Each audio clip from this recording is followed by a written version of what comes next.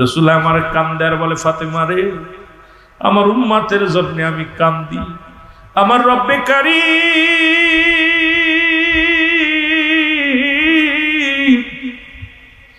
আমার উম্মতের জন্য নাজাত দেয়, এই কারণে আমি কান্দি।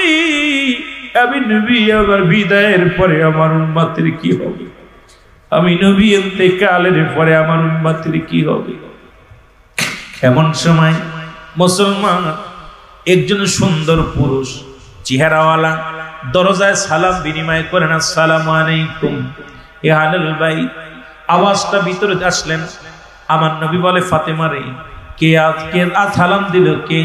বলে, আব্বাজান, আপনার দরজায় একজন অপরিচিত একজন মানুষ আসছে। সুন্দর চেহারা, অনেক সুন্দর চেহারা তার। ইয়া রাসূলুল্লাহ, ইয়া হাবিবাল্লাহ, ইতিপূর্বে আমরা কখনো তারে দেখি নাই। এত সুন্দর পুরুষ, এত সুন্দর সালাম। আমার নবী বলে, ফাতেমা রে, উনি আর কেউ নয়, উনি এমন একজন মেহমান আসছেন যিনি খালি হাতে ফিরে যায় না।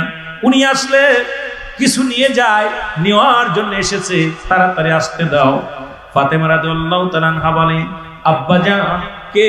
উনি বলে, মা রে, উনি আর কেউ নয়, উনি মালাকুল মউত আজরাইল।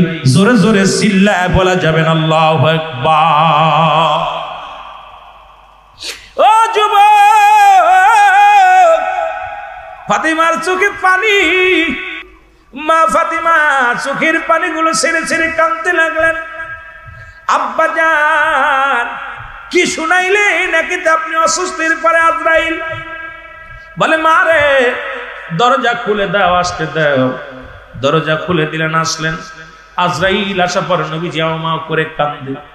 নবীজি বলে, আজরাইল বলে, ইয়া রাসূলুল্লাহ, ইয়া হাবিবাল্লাহ, আপনি কাঁদছেন কেন? বলে, আজরাইল রে, তুমি আসছো আমার নেওয়ার জন্য। বলে, ইয়া রাসূলুল্লাহ, ইয়া হাবিবাল্লাহ, আপনি যদি চান সারা জীবন আপনি দুনিয়ার মধ্যে থাকতে পারেন, আপনি হুকুম দিবেন। রব্বে কারীম বলছে, আমার দোস্ত যদি আসতে চায় তাহলে তাকে নিয়ে আসবা। যদি না আসতে চায়, যতদিন দুদিন থাকতে চায় থাকবে, 1 মাস থাকতে চায় থাকবে, 1000 বছর থাকতে চাইলে থাকবে। যদি আমার দোস্ত যদি দুনিয়ার মধ্যে জিন্দেগি থাকতে চায় থাকবে। ওই যে বললাম, ফাতে খায়রুন লাকুম। আরে উম্মতিরা শোনো, নবী কি ধন চিনার দরকার রে। নবী কি ধন না চিনিয়া ঈমান আর আমল যদি না চেনো, এই জিন্দেগিটা তোমার বরবাদ হয়ে যাবে। এই জন্য আমি মাঝে মাঝে ওয়াজের মধ্যে বলি, মুসলমান ব্যক্তির জীবনের অমূল্য সম্পদের নাম হলো ঈমান। ইমাম ব্যক্তির জীবনের অমূল্য সম্পদের নাম হলো রূহ। মানব জীবনের অমূল্য সম্পদের নাম হলো ঈমান। রূহবিহীন যেমন বডির কোনো মূল্য নাই, ঈমানবিহীন কোনো আমলের মূল্য নাই। এর ঈমান যদি না থাকে, কিসের নামাজ, কিসের হজ, কিসের যাকাত, সব কিছু বরবাদ হয়ে যাবে।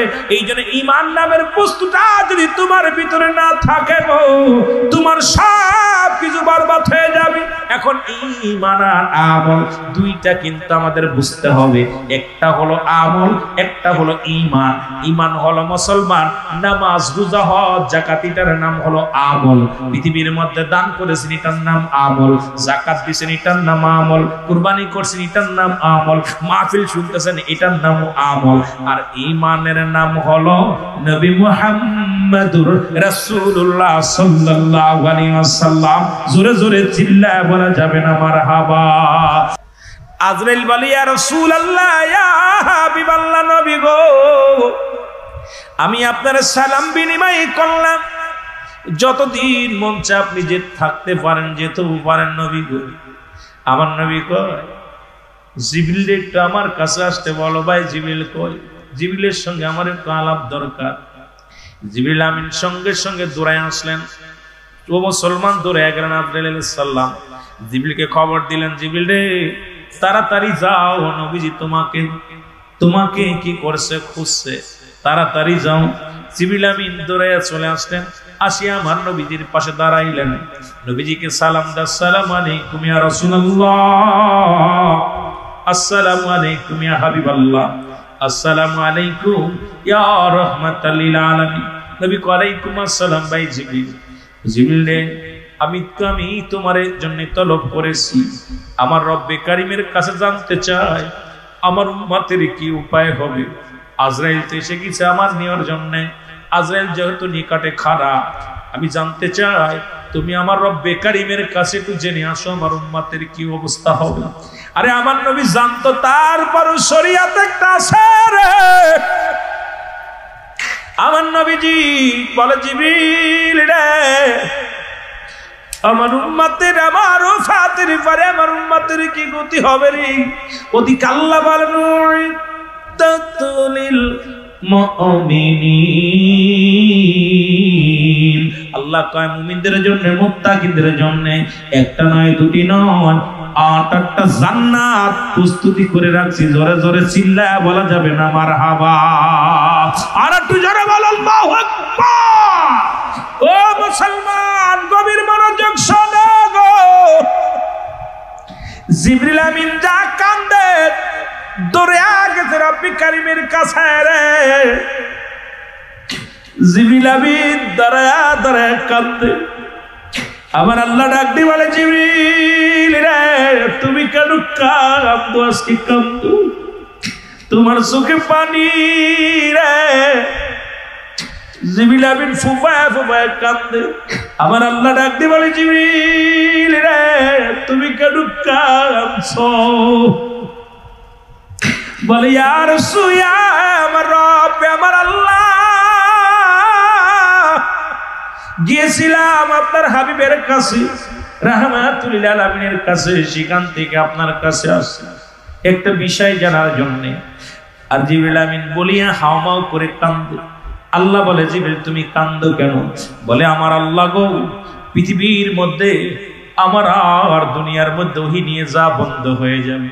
পৃথিবীর মধ্যে আদম নবীর কাছে গেলাম 4 বার, ইব্রাহিম আলাইহিস সালামের কাছে গেলাম 42 বার, মুসা আলাইহিস সালামের কাছে গেলাম 450 বার, আর 24,000 বার গেছি আমার নবী রাহমাতুল লিল আলামিনের কাছে।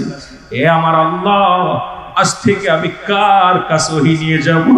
আর পৃথিবীর মধ্যে আমার নবীর কত ভালোবাসা রে। ডাক দিয়ে বলে, রব্বে কারীম,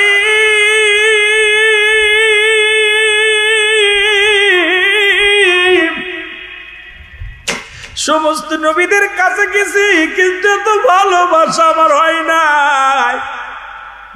আদমের কাছে 4 বার গিয়েছিলাম রে, ইব্রাহিমের কাছে 42 বার, মুসা নবীর কাছে 450 বার। আর প্রিয় নবী, আপনার দোস্ত প্যারা নবী, নবী দুজানের বাদশা, আমার নবীর কাছে কতবার আমি গেলাম। আমি জিবরিল কাঁদতেছি এই জন্য রে, আজ থেকে আমি কার কাছে যাব? আপনার কাছ থেকে খবর নিয়ে আখিরি নবী রাহমাতুল লিল আলামিনের কাছে পৌঁছায় দিতাম। আজ থেকে আমার যা বন্ধ হয়ে যাবে, আজ থেকে ওই দরজা বন্ধ। আমি এই জন্য কাঁদতেছি। আরে মুসলমান, আমার নবীর জন্য মায়ায় পড়ে কান্দে জিবরিল আমিন। জিবরিল আমিন ডাক দিয়ে বলে, রব্বে কারীম গো, আমি অন্য জন্য কান্দি না। আরে পৃথিবীর মধ্যে এমন একজন নবীর আপনি বানাইলেন, এমন একজন নবী পৃথিবীর মধ্যে সংসারের মায় কোনোদিন কাঁদেন নাই, জীবনের সন্তানাদের জন্য কাঁদেন নাই, পৃথিবীর জন্য কোনোদিন এই দুনিয়ার মুখাপেক্ষী হয় নাই। আল্লাহ না আল্লাহ রাব্বুল আলামিন গো, আপনার হাবিব শুধু উম্মতের কান্ডারি হইয়া এই দুনিয়ার মধ্যে কত নবীর কাছে গেলাম, তারা তো দুনিয়ার জন্য তো পাগল ছিল, কিন্তু এমন একজন হাবিব দুনিয়ার মুখাদা সর্বদাই তোর অন্তরের ভিতরে ইয়া রাব্বি হাবলি উম্মতি, ইয়া রাব্বি হাবলি উম্মতি বলে কাঁদে রে আল্লাহ। আমি এই জন্য কাঁদছি, আমি আগামী কাল থেকে কার কাছে যাব? জোরে জোরে চিল্লায়া বলা যাবে না আল্লাহু আকবার। জিবরিল আমিন বলে, ইয়া রাসূলুল্লাহ, ইয়া হাবিবাল্লাহ, আমি আপনার কাছে ফিরে আসলাম। নবী বলে, জিবরিল কি সংবাদ নিয়ে আইলা বলো? বলে, হুজুর, রব্বি কারীম বলছে আপনি উম্মতকে নিয়ে আপনি যেখানে থাকতে চান সেইখানে আপনি থাকবেন। আর উম্মতি কামলিওয়ালা নবী গো শোনেন, রব্বে কারীম বলছে আপনি যেমন আপনার উম্মতের ভালোবাসেন আল্লাহ রব্বুল আলামিন তার বান্দা বান্দির ওই পরিমাণ ভালোবাসে। কারণ আপনি যাকে ভালোবাসেন নবী গো নবী, রব্বে কারীম আমার জানাত দিছে রে আমার হাবিব তারে ভালোবাসে, আমি আল্লাহও তারে ভালোবাসি। সুবহানাল্লাহ বলেন না, আস্তে কইতেন নি রে,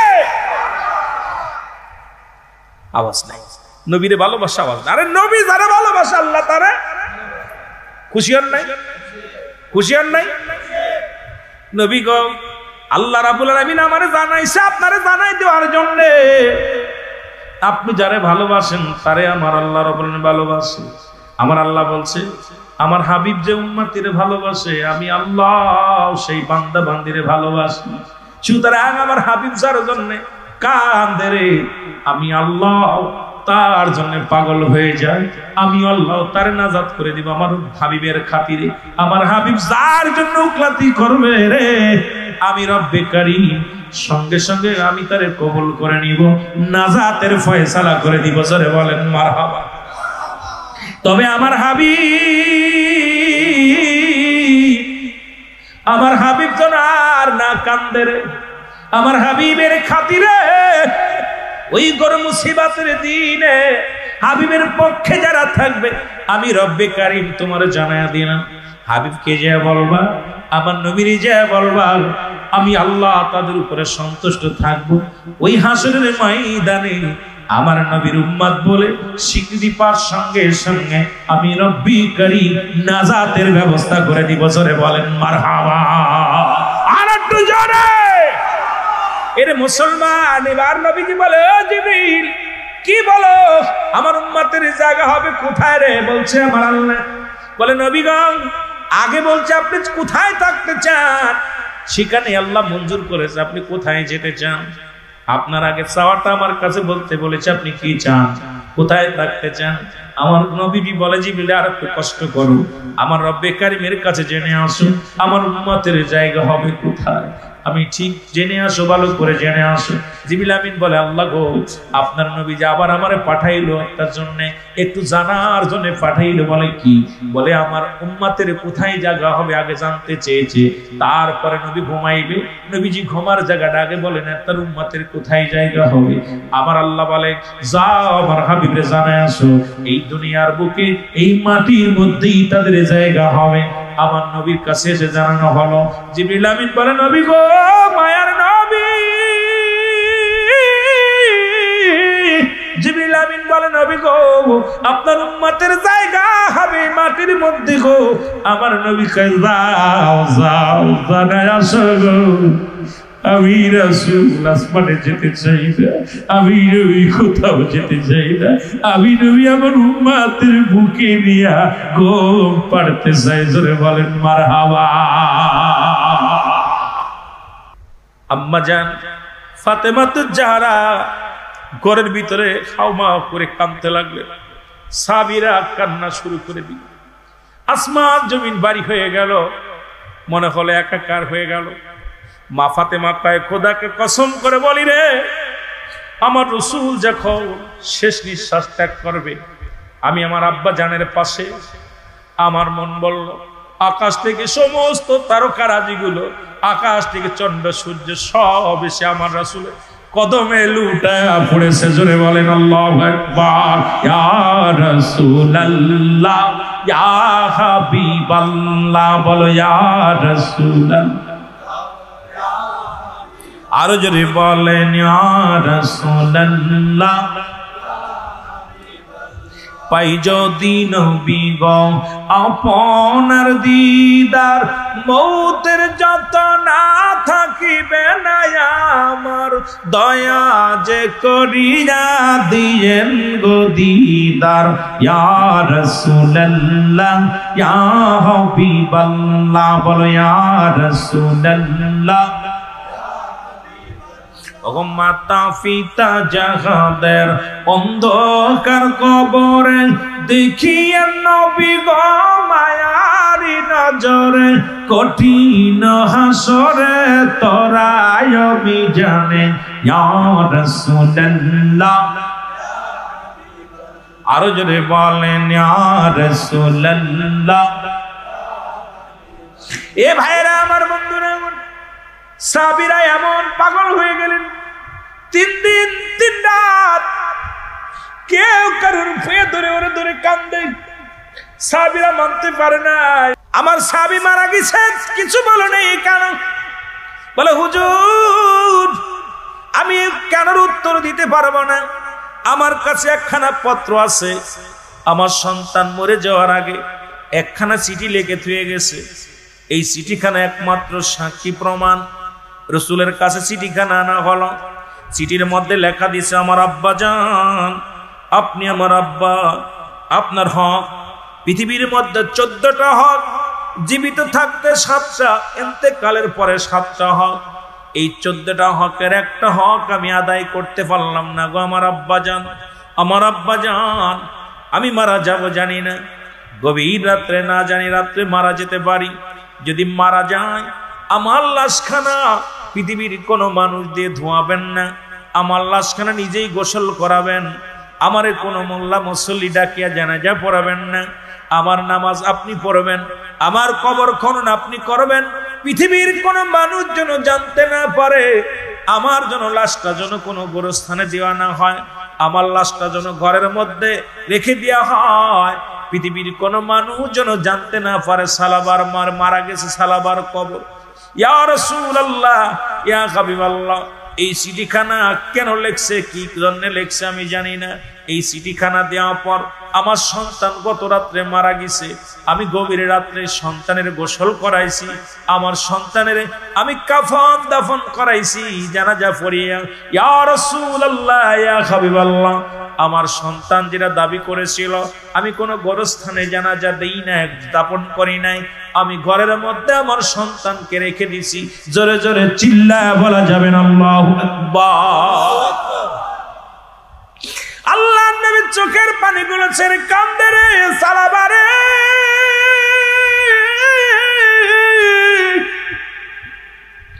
ও আমার প্রিয় সাহাবী সালাবারে, কি এমন অপরাধ করেছিল গো? আরে আমি নবী জানতে পারি নাই, আমার সাহাবীরা জানতে পারি নাই, তুমি কে গুসা করে একা বিদায় হয়ে গেলে। আল্লাহ কয় জিবরিল দৌড়ে যা আমার হাবিবের কাছে জানায়, ওই চিঠির মানেটা বলে আয়। জিবরিল আমিন চলে আসলেন, এসে বলে ইয়া রাসূলুল্লাহ, ইয়া হাবিবাল্লাহ, আপনার সালাবার ইতিহাসটা শোনেন নবী গো। নামাজ পড়ে প্রতিদিন যখন আপনার থেকে সালাত আদায় করে রাস্তা দিয়ে আসতো, ইয়া হাবিবাল্লাহ, নবী গো, মায়ের নবী,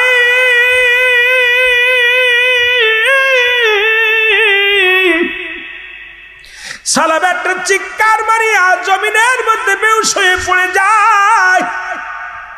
এরপরে সারা রাত দোকানে থাকে। সকালবেলা মেয়েটা ওই সালাবার হাত ধরে টানতে টানতে নিয়ে রাস্তার মধ্যে ফেলে। ইয়া রাসূলুল্লাহ, ইয়া হাবিবাল্লাহ, মেয়েটা মনে করছে মারা গেছে সালাবা। এমন ইমানদার সাহাবী, জীবন দেয়া দিছে, ইজ্জত দেয় নাই। ও আমার যুবক বাবারা শুনে নে, আজকে আলোচনাটা নবীর সাহাবীর থেকে আমাদের শিক্ষা নেওয়ার দরকার যুবক বাজানেরা। এবার ইয়া রাসূলুল্লাহ, ইয়া হাবিবাল্লাহ, এরপরে ফজরের নামাজ আদায় করে যখন সালাবার বাবা যাইতেছিল, দেখে সন্তান পড়ে আছে জমিনের মধ্যে। অন্য মানুষের সহযোগিতা নিয়ে বাড়ি গেলেন।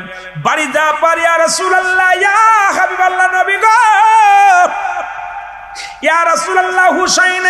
এরপরে হুশ হওয়ার পর চিন্তা করেছে সালাবা যে তাকে হয়তো এই মেয়ের ঘর থেকে উদ্ধার করা হয়েছে। মানুষ যখন জানতে পারবে নবীর সাহাবী অন্য বেগানা পুরুষের ঘর, মহিলার ঘরে গেছে, বেগানা ঘর থেকে বাইর করেছে, ইয়া রাসূলুল্লাহ, আপনার কলঙ্ক হবে, ইসলামের কলঙ্ক হবে। আর আজকে মৌলবীরা দাড়ি টুপি মাথায় নিয়ে অন্য মেয়েদের সঙ্গে রমজান করো। পরের বউ ভেগে নিয়ে চলে যাও। মুসলমান বাবারা বড় কষ্ট লাগে ইমামতি করতে যায়, মুসলমান মুসল্লির বউ ভেগে নিয়ে যাচ্ছ আর বড় বড় ফতোয়া দাও ঈদে মিলাদুন নবীর বিরোধিতা করে। নবীর সাহাবীদের আদর্শ তোমাদের মধ্যে নাই, নবীর আদর্শ তোমাদের মধ্যে নাই। আর এই দুনিয়ার মধ্যে রাসূলের পাগলদের তোমরা নিরে কথা বলো, জোরে জোরে চিল্লায় বলেন ঠিক কি না? ইয়া রাসূলুল্লাহ, ইয়া হাবিবাল্লাহ। ওই সালাবা এই জন্য সে বলছে তাকে যেন গোরস্থানে কাফন দাফন না দেওয়া হয়। মানুষ বলবো যে সেই নবীর সাহাবী ওই যে বেগানা নারীর ঘরে যে ধরা পড়ে মারা গেছে। ইয়া রাসূলুল্লাহ, নবীর দুর্নাম হবে, ইসলামের কলঙ্ক হবে। আইরে মুসলমান, সুন্নি জনতা কেমন ইসলামকে ভয় পায়, কেমন নবীর আদর্শ তাদের অন্তরের ভিতরে, একটু আস্থা শুনে নাও বাতিলপন্থীরা। আর তোমরা তো প্রতিনিয়তই দেখা যায় এর ঘরে উঠছো, ওর ঘরে উঠছো, এই জায়গা ধরা পড়ছো, ও জায়গা ধরা পড়ছো। আর বলৎকারের কথা তো বলবো না, গত 3 মাসে 905 জন বলৎকার ধরা পড়ছে, এর মধ্যে একজনও কোনো সুন্নি জনতা নাই। জোরে জোরে চিল্লায় বলা যাবেন আল্লাহু আকবার।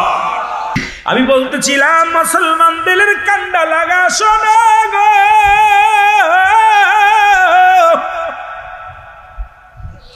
ও মুসলমান শোনো, গভীর মনোযোগ শোনো। এ আমার ভাইরা, বন্ধুরা আমার, রাসূলের সাহাবী মুসলমান রাসূলুল্লাহ দোয়া করলেন। দোয়া করার পর ও আমার ভাইরা, আমার বন্ধুরা আমার, রাসূল দোয়া করলেন। দোয়া করার পর এরপরে নবীজিকে জিবরিল আমিন বলে, ইয়া রাসূলুল্লাহ, ইয়া হাবিবাল্লাহ, আপনার সাহাবী জান্নাতের মধ্যে ঘোরাঘুরি করে। রাসূল, অমুক মেয়েটার কারণে আপনার সাহাবী দুনিয়া থেকে বিদায় হয়ে গেছে, আপনার যুবক সাহাবী বিদায় হয়ে গেছে। রাসূলুল্লাহ চলে গেলেন সেই মেয়ের বাড়িতে, যা বললেন, মেয়েটার দরজায় দাঁড়ায় নবী দাঁড়াইলেন। মেয়েটা বলে, ইয়া রাসূলুল্লাহ, ইয়া হাবিবাল্লাহ, নবী গো, ইসলাম যে এত সুন্দর, ইসলাম যে এত প্রিয়, ইসলাম যে এত সুন্দর নবী গো, আমি জানি না। ইয়া রাসূলুল্লাহ, ইয়া হাবিবাল্লাহ, আমার একটা মিনিটও মুসলিম থাকতে চাই না। কারণ মুসলমান যে নারী সতীত্ব পাহারা দেয়, মুসলমান যে নারী সতীত্ব নষ্ট করে না, রাসূল গো, আপনার সাহাবীরা যে নারী সতীত্ব নষ্ট করে না, এটা আমি ভুক্তভোগী নারী। আমি আপনার সাহাবীকে অনেক ফেলে চেষ্টা করলাম, খোদাকে কসম করে বলি, একবার আমার মুখের দিকে তাকাই নাই, একবার আমার দিকে তাকাই নাই। এত সুন্দর রূপ যৌবন দেখায়া তার একবারও আমার দিকে আকৃষ্ট করতে পারি নাই। ইয়া রাসূলুল্লাহ, ইয়া হাবিবাল্লাহ, আমি আর একটা মিনিটও মুসলিম থাকতে চাই না। আপনি আমারে কালেমা পড়ায়া দেন, আমি কালেমা পড়ে মুসলমান হয়ে যাব। রাসূলুল্লাহ বললেন, তুমি তাড়াতাড়ি ওযু করো, গোসল করো, ওযু করো। গোসল করলেন, ওযু করলেন, রাসূলুল্লাহর সঙ্গে সঙ্গে কালেমা পড়ায়া দিলেন, লা ইলাহা ইল্লাল্লাহু মুহাম্মাদুর রাসূলুল্লাহ। জোরে জোরে চিল্লা বলা যাবে না মারহাবা। এ মুসলমান, গভীর মনোযোগ।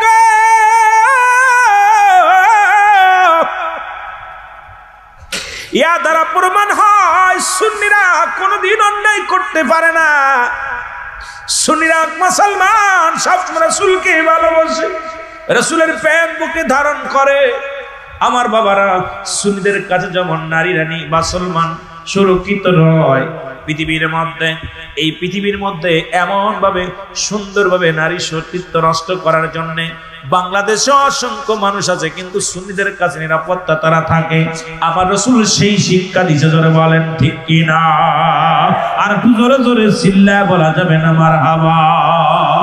আর একটু জোরে জোরে চিল্লায় বলা যাবে না আল্লাহু আকবার। রাসূল বলে, আমার উম্মতিরা গো, এই দুনিয়া থেকে আমি বিদায় নিলাম। যারা মিলাদুন নবী মানো না তারা দিলের কান্ডা লাগা শোনো।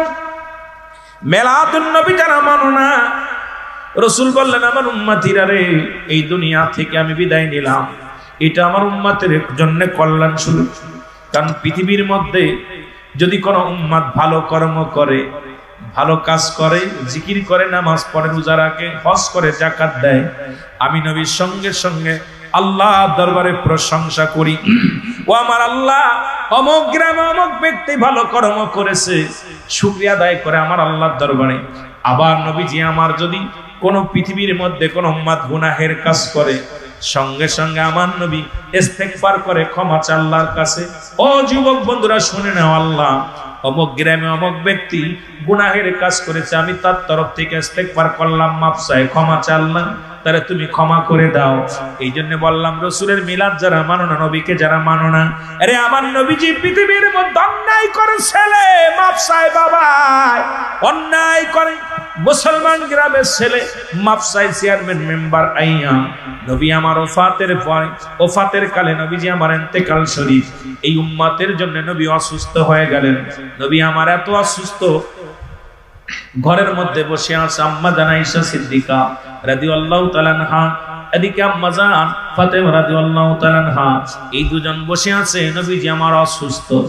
এমন সময় নবীজি আমার চোখের পানিগুলো ছেড়ে ছেড়ে হাওমাও করে কাঁদতেছে। উম্মতের জন্য কেন কাঁদছে, কেমনে কাঁদছে একটু বলে যায়, বাবা শোনো। কেন আপনি কাঁদবেন না? রাসূল আমার ওফাতের সময়ও কাঁদতেছিলেন।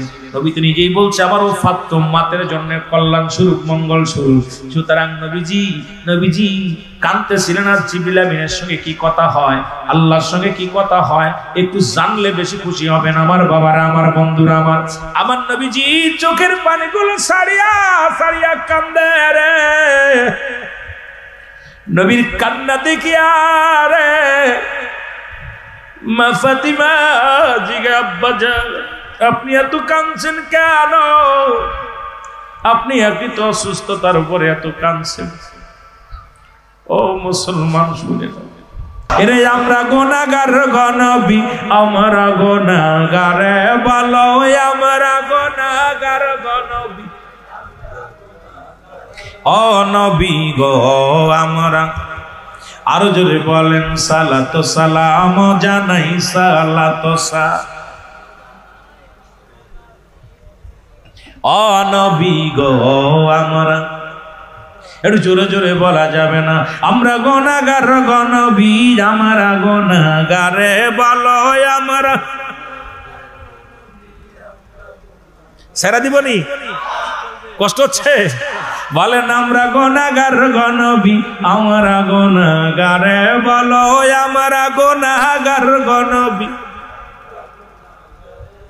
ও নবী গো আমরা। ও নবী ও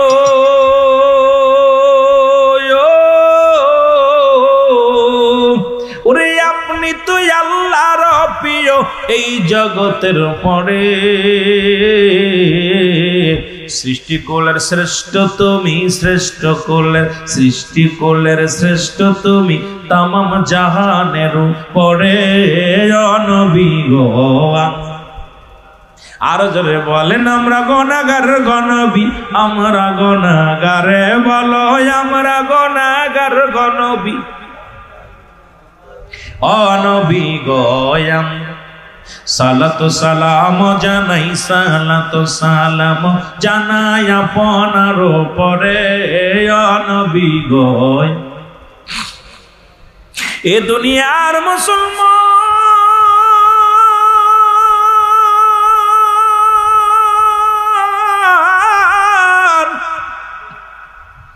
যে কথাগুলো বলি দিলের কান্ডা লাগা শোনা গো।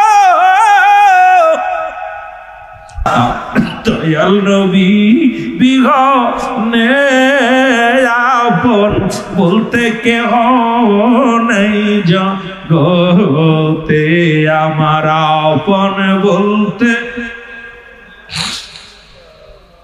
আরো যদি বলেন আমার দয়াল নবী বিহনে, আমার মায়ার নবী বিহনে আপন বলতে কেহ নেই জগতে, বলেন আপন বলতে। ও নবী ও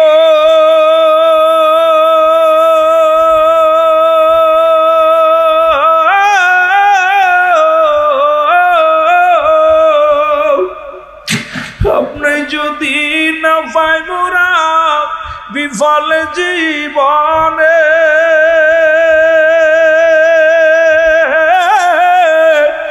আপনি বিবিন কঠিন দিনে নবীকে বায়ারাসে ও নবী দয়াল নবী কামলিওয়ালা আমার দয়াল নবী কামলিওয়ালা ও দিদার সায় গুলামে আপন বলতে কেহ নাই জগতে আমার আপন বলতে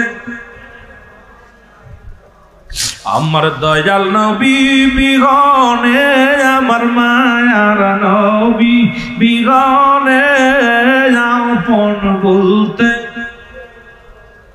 ওরে ভেবে দেখি সবই মিশে ভেবে দেখি সবই মিশে মিশে মায়ার সংসারে আপন বলতে কেহ নাই জগতে আমার আপন বলতে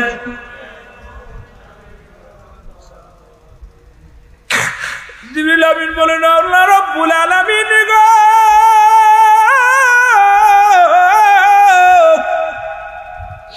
আপনার হাবিব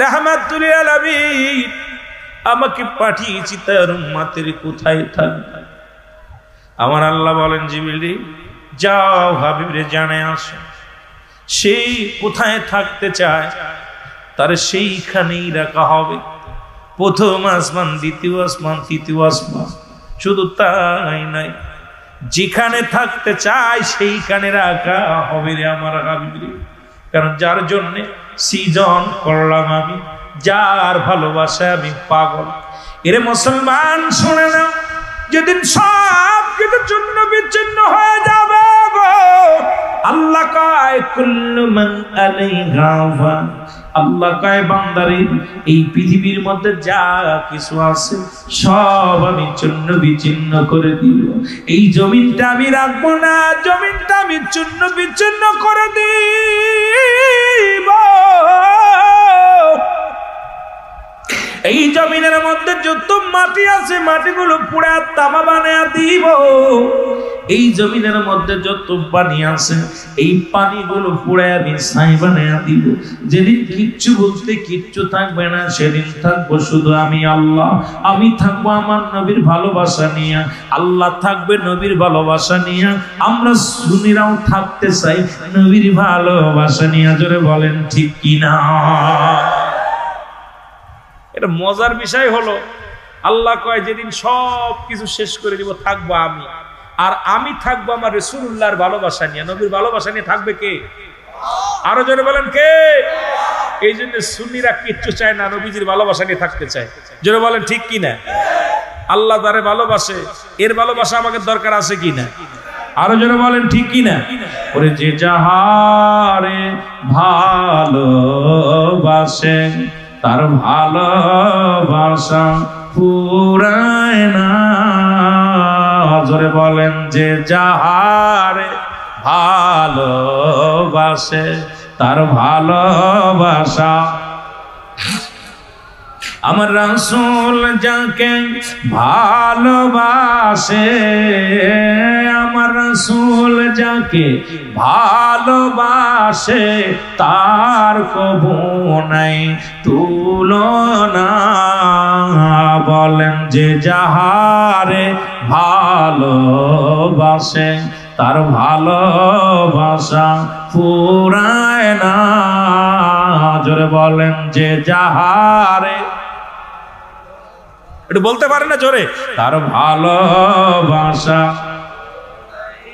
ওরে না দেখলে নবী প্রেমের ছবি না পাইলে নবী প্রেমের ছবি ঘরে মঞ্জে বসে না যে যাহারে ভালোবাসে তার ভালোবাসা আমার আল্লাহ যাকে ভালোবাসে আল্লাহ যাকে ভালোবাসে তার কবু নাই তুলনা যে যাহারে ভালোবাসে তার ভালোবাসা। রসুলের প্রেমিকের তো ভালোবাসা, যত দুরূদ পড়ি তত মজা লাগে, যত মিলাদ পড়ি তত মজা লাগে, নবীর যত সালাম দিই তত মজা লাগে, নবীর শান যত শুনি ততই মজা লাগে। এটা আপনি বুঝবেন না, জোরে বলেন ঠিক কিনা? এটা বুঝবেন যে যারা আমি যদি কই তুই ভালোবাসিস কেন রে, আমার চোখ দুটো খুলে দিলি বসতে না কেন ভালোবাসি, কথা বলেন ঠিক কিনা? আমার নজরে ওরে ভালো লাগে, তা আমাদের সুন্নিদের নজরে আমার নবী কামলিওয়ালা, জোরে বলেন ঠিক কিনা? আমাদের নজরে কে? আমার নবী। আরো জোরে বলেন আমার নবী কামলিওয়ালা নবী। এরে স্যার আমরা কিছু বুঝি না, তাতে আমাদের পাগল বলো দুঃখ নাই, লোকে আমার পাগল বলে কিছু আসে যায় না, জোরে বলেন ঠিক কিনা? মদিনার পাগমারে পাগল করেছে মদিনার কামলিওয়ালা, জোরে বলেন ঠিক কিনা? কে পাগল বললো, কে ছাগল বললো, কে কি বললো, বেদাতি বললো, কিচ্ছু যায় আসে না, জোরে বলেন ঠিক কিনা? যায় আসে যায়। আওয়াজ মনুষ্যের ভিতরে হাফ মুসলমান আছে, আওয়াজ শুই না মনে হচ্ছে 12টা বেজে গেছে, আমি ছেড়ে দিব, আর আগাবো না। তবে আপনাদের কাছে অনুরোধ হলো যে আওয়াজ দিবেন, একটু আওয়াজ দিলে মজা লাগে, একটু মহব্বতের সঙ্গে দুরূদ শরীফ পড়েন। আল্লাহুম্মা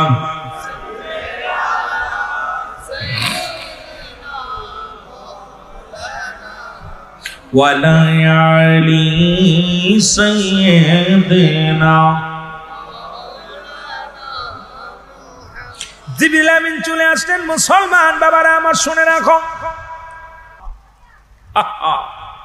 রাসূল বলে, ওই যে বললাম হায়াতি খায়রুল লাকুম, আমার হায়াতের জিন্দেগিটা নবী আসুম্মাত মুখে নিয়ে ইয়া রাব্বি হাবলি উম্মতি, বিদায় নিয়ে ইয়া রাব্বি হাবলি উম্মতি। এই নবীর পক্ষে তোরা থাকিস না রে বাবা, তোদের কষ্ট হয়।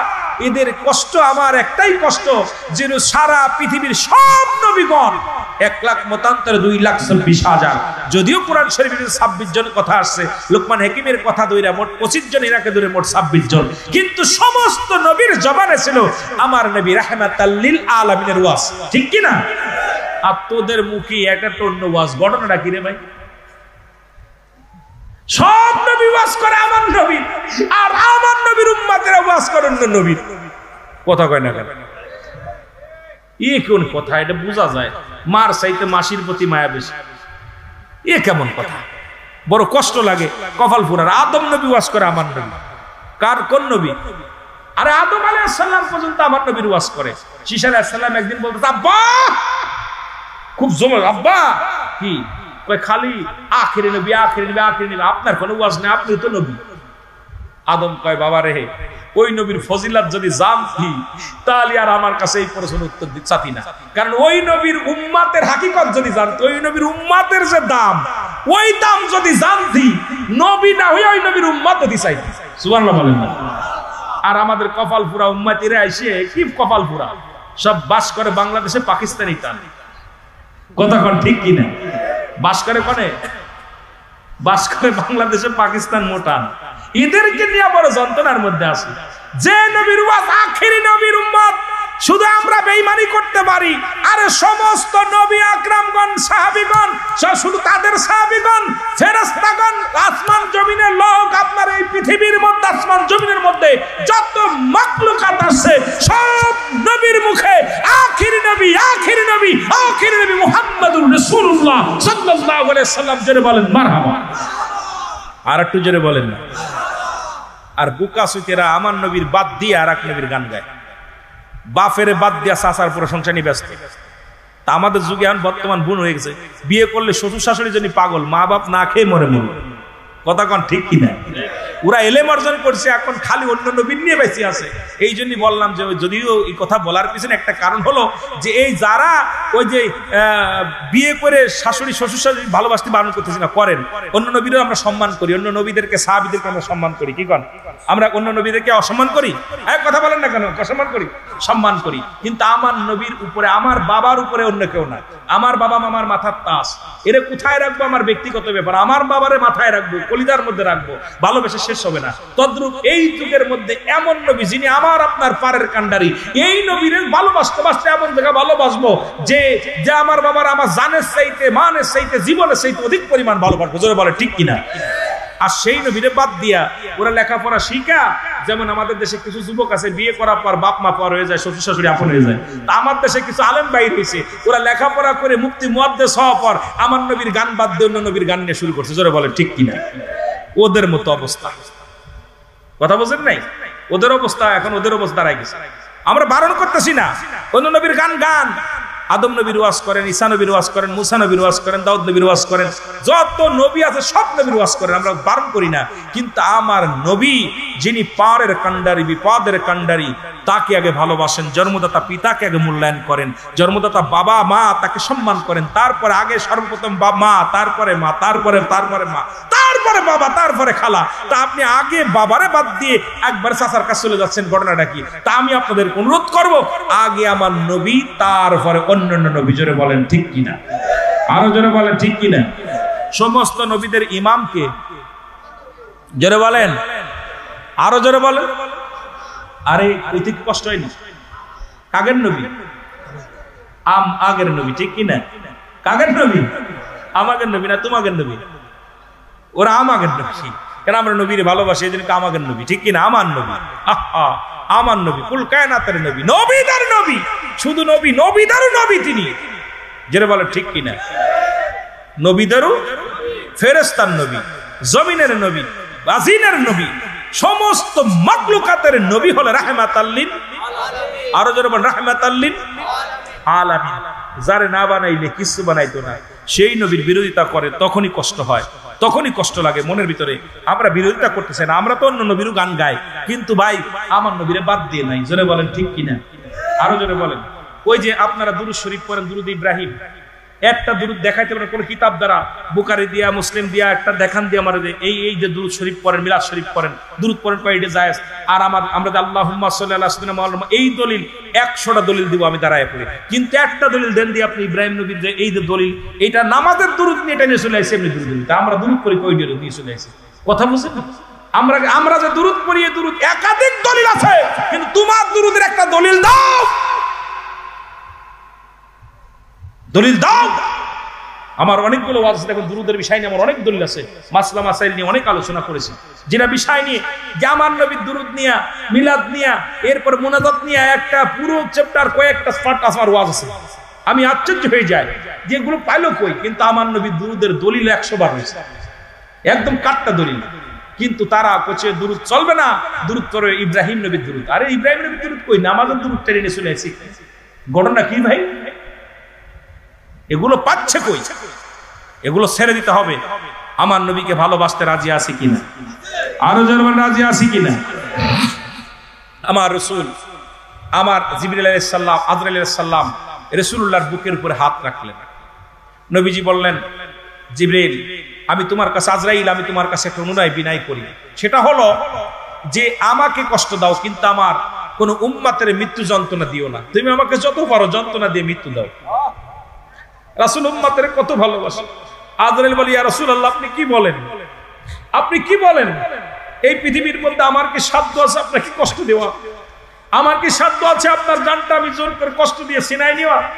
আমার নবী কয়েন, জিবরিল না, তুমি শোনো, কারণ আপনার মুফতি আমজাদ আলী সাহেব একটা কিতাব লেখলেন, কিতাবের নাম বাহারে শরিয়াত। এই কিতাবের মধ্যে লিখতে যা বললেন, মানুষের যখন মৃত্যুবরণ করে 70টা তাজা উটের গায়ের চামড়া জবাই না করে উল্টো দিকে টান দিয়া লবণ আর মরিচ লাগাই দিলে যতটুকু যন্ত্রণা হয়, এর চাইতে 70 গুণ যন্ত্রণা হলো মৃত্যু যন্ত্রণা, কঠিন যন্ত্রণা। কিন্তু এত যন্ত্রণা দিয়ে মৃত্যুবরণ, যারা আপনার জিভে বেরিয়ে যায়, যারা পায়খানা করে দেয়, যারা প্রস্রাব করে দেয়, যাদের চোখ দুটো বড় বড় হয়ে যায়, তাদের মৃত্যুটা কত কঠিন হয়। আমার বাজানেরা, রাসূল বলতেছে, আজরাইল তুমি আমার যত বড় কষ্ট দাও, কিন্তু আমার উম্মতের কষ্ট দিও না, মৃত্যু যন্ত্রণা সহ্য করতে পারবে না। আমার নবীজির জানটা কবাজ হয়ে গেল, বাইরে হয়ে গেল, বাইরে হয়ে গেল। রাসূলুল্লাহ ইন্তেকাল করলেন। আমার যুবক বন্ধুরা, মা আম্মা জান আয়েশা সিদ্দিকা রাদিয়াল্লাহু তাআলা আনহা, এ আমিনা, যারা মিডিয়া চালায় তাদের থেকে খোঁজ নাও। সুন্নিদের বিষয়ে কথা বলতে গেলে হিসাব করে বলো। আর আমরা নারী পুরুষ নিয়ে নাচানাচি করি। আমার দেশে এক বাতিলপন্থী, সুন্নি থেকেও বাতিল হয়ে গেছে, সে বলতেছে আমরা নারী পুরুষ নিয়ে নাচানাচি করি, এক পাশে নারী এক পাশে পুরুষ। ওই ভণ্ড, আরে আমাদের চরিত্র এত তোদের মতো নয়, সুযোগ পেলেই নষ্টামি করি, কারণ এই চরিত্র আমরা নিয়ে থাকি না। যারা ওলি আল্লাহদের মজলিসে থাকে, যারা নবীর প্রেমে পাগল, এরা দুনিয়া দেখার সময় নাই, এরা নবীর ইশকে দিওয়ানা। জোরে বলেন ঠিক কিনা, আরো জোরে বলেন ঠিক কিনা। কষ্ট হচ্ছে? এই রে ভণ্ড কয় কি, যতদিন আমি অন্ধকারে ছিলাম আলোর পথ দেখছি, দা কিচ্ছু যা, সারা পৃথিবীর মানুষ যদি আমার রসুলের পক্ষে না থাকে, রসুলের কিচ্ছু যায় আসে না। সারা পৃথিবীর মানুষ যদি আল্লাহর পক্ষে না থাকে, আমার আল্লাহর কোনো কিচ্ছু যায় আসে না। জোরে বলেন ঠিক কিনা। আরে আপনারা শুনলে অবাক হবেন, রসুলের চাচা ছিল 9 জন। কয়জন? জোরে বলেন কয়জন? রসুলের চাচা ছিল 9 জন, 2 জন হলো ইমানদার, বাকি 7 জনই রাসূলের দুশমনি করছে। তাদের দুজনে, একজন নাম আমির হামজা, একজন নাম হযরত আব্বাস। বাকি 7 জন রাসূলকে বলছো আমাদের ভাতিজা, ও কেমনে নবী হয়, ও এতিম মানুষ কেমনে নবী হয়? ওদের বংশধর যারা জীবনেও নবী মানবে না, মানবে না, মানবে না। জোরে বলেন ঠিক কিনা। কথা ক্লিয়ার? কথা বুঝে নিয়ে। নবীর চাচা ছিল কয়জন? নবীজির বাবাকে দিয়া মোট 10 জন। আব্দুল মুতালিব বিয়ে করছিল হলো 6টা। আপন দাদি হলো নবীজির দাদির নাম ফাতিমা, আপন দাদি। এরপর রাসূলের 7 জন ছিল বিরোধিতা করছে, তারা নবীকে মানতে পারে নাই। আর এদের বংশ কিয়ামত পর্যন্ত যত থাকবে, ওদের জাতি যারা আছে, ওরা যদিও সামরিক কিছু সুন্নি হবে, পরে ওরা ওয়াহাবি হয়ে যাবে। জোরে বলেন ঠিক কিনা।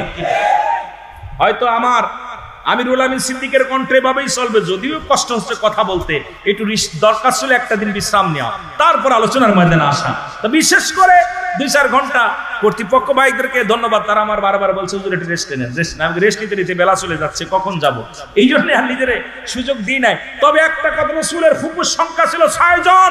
লেখা নেন কয়জন? 6 জন। এদের মধ্যে 2 জন ইমানদার, একজনের নাম হযরতে সুফিয়া, আরেকজনের নাম হযরতে উমুল, বাকি 4 জনই দুশমনে রাসূল। এই 4 আর 7 11 জন। কয়জন? কয়জন? আর রাসূলের পক্ষে ছিল মাত্র 4 জন। কয়জন? জোরে বলেন কয়জন? এ বাতিলরা হন, সারা পৃথিবী যদি বাতিলপন্থী হয়ে যাও, কিচ্ছু যায় আসে না, আমার রাসূলের একজন সৈনিক যথেষ্ট। জোরে বলেন ঠিক কিনা, আর জোরে বলেন ঠিক কিনা। সুতরাং রাসূলের জামানায় এটা প্রমাণ করে দিয়েছে নবীজি, 7 জন রাসূলুল্লাহর বিরোধিতা ছিল। 7 জন, 1 জন 2 জন নয়।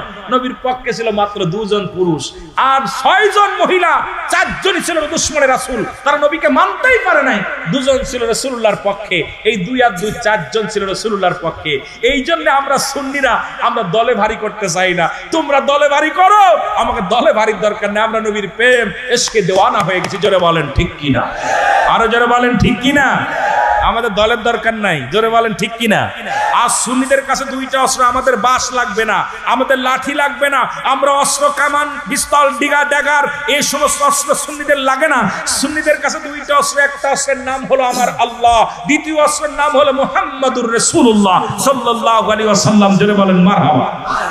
কয়টা শক্তি? জোরে বলেন কয়টা? এই আপনাদের কাছে কয়টা?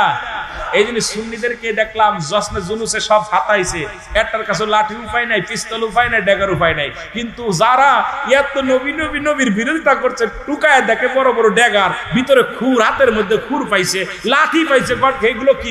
আমরা পাহারা দিতেছি। কি পাহারা দিস? হাতের ভিতর খুর কেন? হাতের ভিতর হকি স্টিক কেন? হাতের ভিতর পিস্তল কেন? একটা সুন্নির হাতে পিস্তল লাগে না। আমাদের 2টা শক্তি, একটা শক্তি আমার আল্লাহ, দ্বিতীয় শক্তি মুহাম্মাদুর রাসূলুল্লাহ সাল্লাল্লাহু আলাইহি ওয়াসাল্লাম। জোরে বলেন মারহাবা। এই সাদেন জিন্দাবাদ। জিন্দাবাদ। কষ্ট পাচ্ছেন নি? কষ্ট পাচ্ছেন? আমি যে কথাগুলো বলি একটু খেয়াল করবেন, হয়তো বুঝতে একটু কষ্ট হচ্ছে, যেটা আমাদের ভাষা আপনাদের বুঝতে কষ্ট হয়, স্বাভাবিক বিষয়। তবে আমি বইয়ের ভাষা বলার জন্য চেষ্টা করতেছি, যদিও একটা মুসাব্বা খেয়ে যাচ্ছে, কারণ কিছু কিছু মুসাব্বা খাচ্ছে বুঝতেছি, তারপরও চেষ্টা করতেছি আপনাদের যে বোঝানোর জন্য।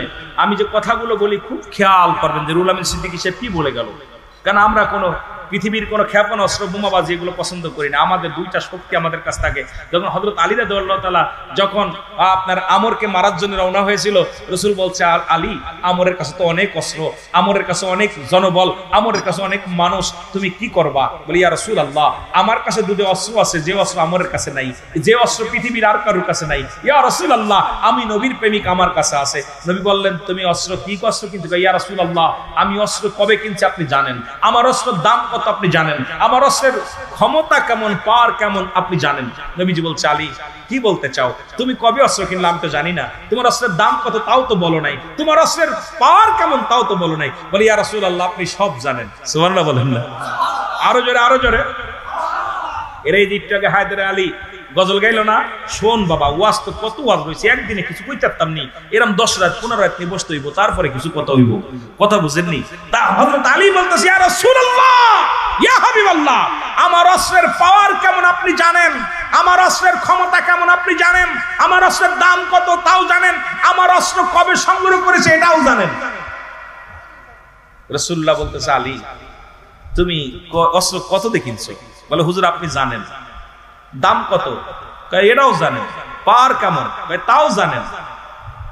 রাসূল বলতেছে, আলী, কি বলো, আমি তো কিছু জানি না। বলে, ইয়া রাসূলুল্লাহ, আপনি কথা দেন আমাকে ওরে মারার জন্য যাইতে দিবেন কিনা? সুবহানাল্লাহ বলেন। আর আসতে কইতেন নি রে? হযরত আলী বলতেছে, ইয়া রাসূলুল্লাহ, আমরকে মারার জন্য আমার যুদ্ধে যাইতে দিবেন নি বলেন, কারণ আপনাকে গালি দিছে। এনায়েতুল্লাহ আব্বাসের ছাত্র, আমি ওকে স্যালুট দিই, ওরে রাসূলকে নিয়ে গালি দিছে। আর হযরত আলী উনি সিংহ পুরুষের মতো বলছে, ইয়া রাসূলুল্লাহ, ইয়া হাবিবাল্লাহ, সারা পৃথিবী একদিকে, আমি আলী একদিকে, কারণ আমার রাসূলকে নিয়ে কটূক্তি করছে, পৃথিবীর সবাই মানতে পারে, আমি আলী মানতে পারি না। এনায়েতুল্লাহ আব্বাসীর ছাত্র, পৃথিবীর মধ্যে তাকে স্বাগতম জানাই যে আমরা সুন্নিরা নিরাপত্তা পালন করছি, কিন্তু আমার রাসূলের সুন্নাতকে নিয়ে, আমার মিলাদুন নবীকে নিয়ে কথা বলার সঙ্গে সঙ্গে এই পাগলটা গজরে উঠছে। এই জন্য তাকে হাজারবার সেলট জোরে বলেন ঠিক কিনা? হযরত আলী বলতেছে, ইয়া রাসূলুল্লাহ, আমাকে কি যেতে দিবেন? আলী রে, তোমার কাছে কোনো অস্ত্র নাই, তুমি যার সাথে লড়াই করতে যাচ্ছ তার সাথে তুমি পারবা না। বলছি, ইয়া রাসূলুল্লাহ, আমার কাছে যে অস্ত্র আছে ওর কাছে তা নাই, আমার অস্ত্রের যত পাওয়ার আছে এত পাওয়ার তার নাই। নবীজি বল, তুমি বলো। কইছে, হুজুর আমার যাইতে দিবেন তো? ঠিক আছে, তোমার যাইতে দিলাম। ইয়া রাসূলুল্লাহ, আমার অস্ত্র যেদিন, আমার অস্ত্র দুইটা, একটা হলো আমার আল্লাহ, দ্বিতীয় হলো মুহাম্মাদুর রাসূলুল্লাহ।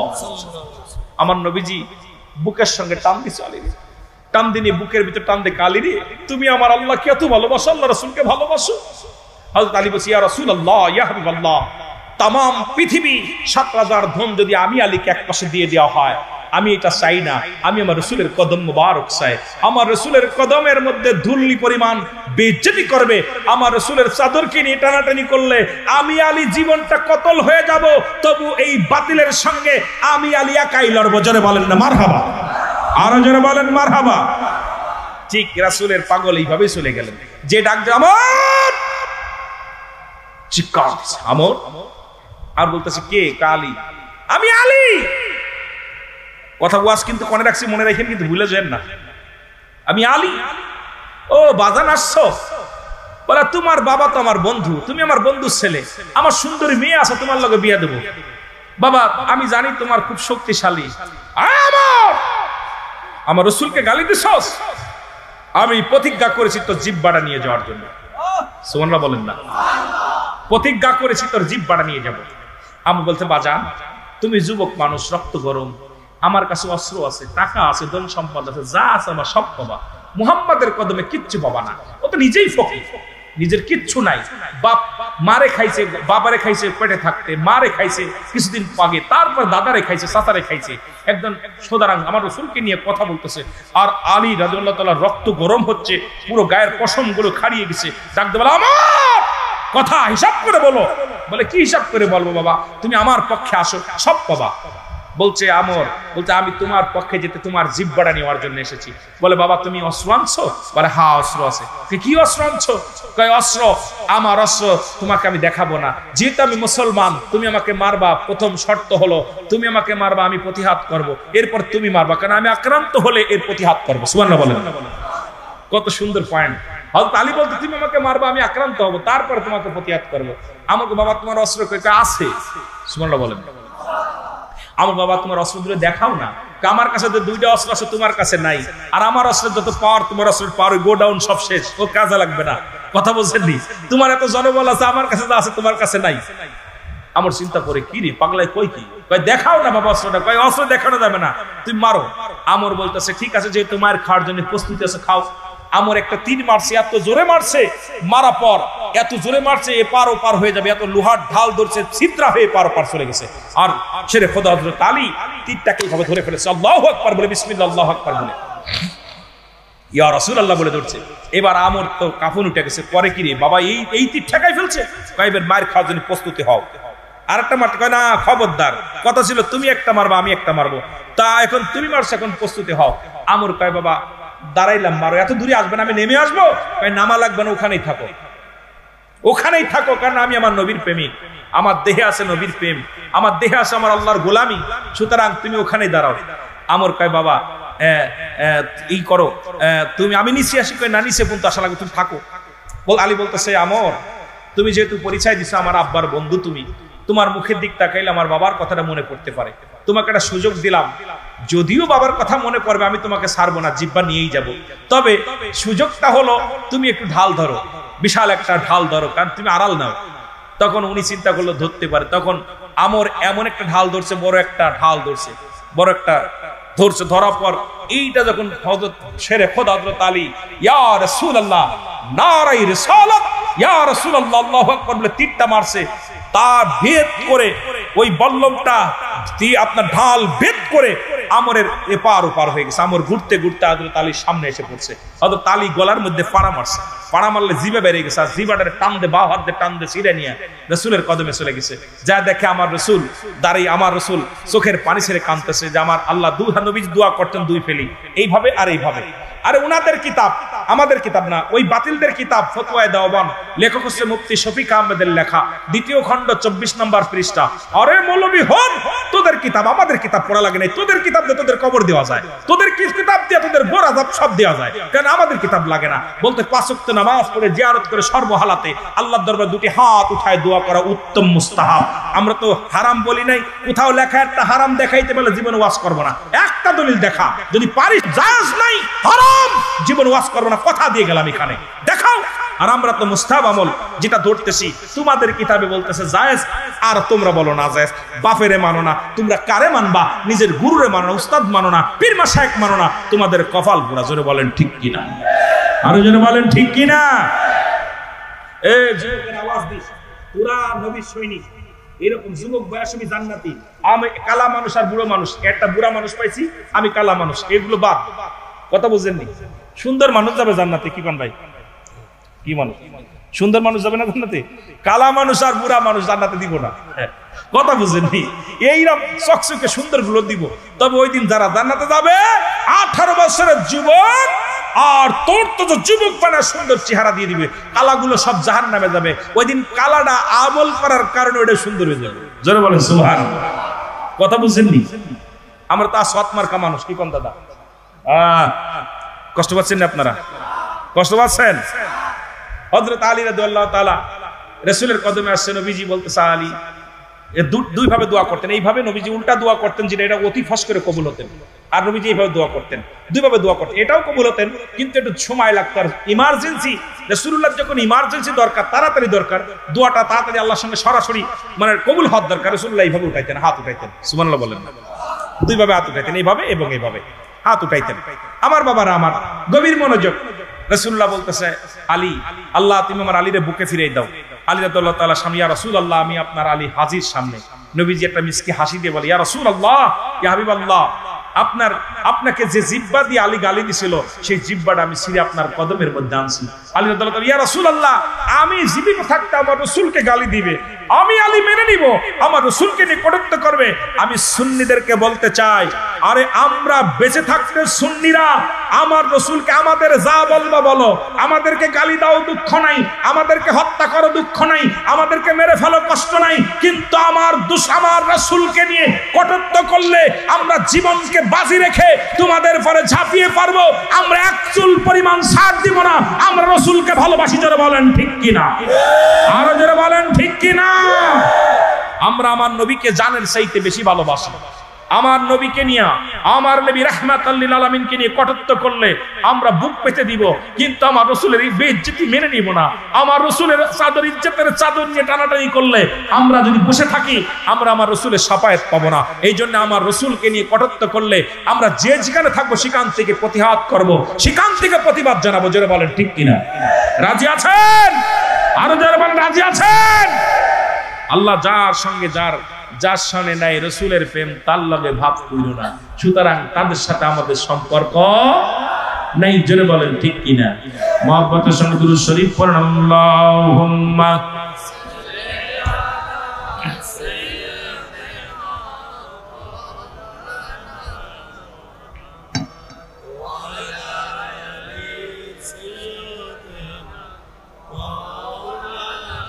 এমন হাবিব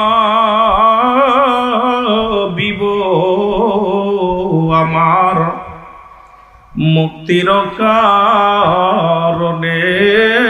লো,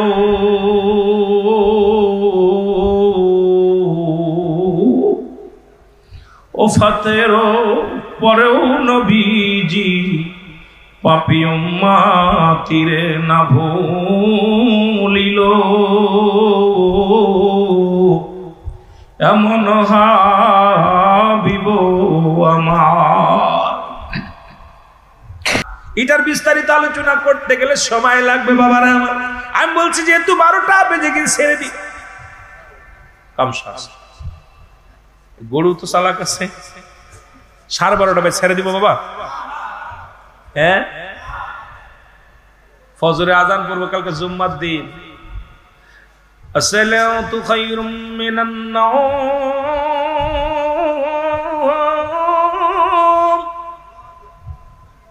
আল্লাহু আকবার,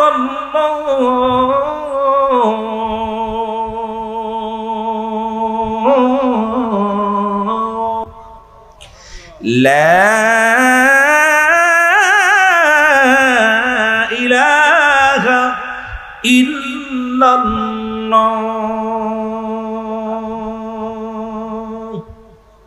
সব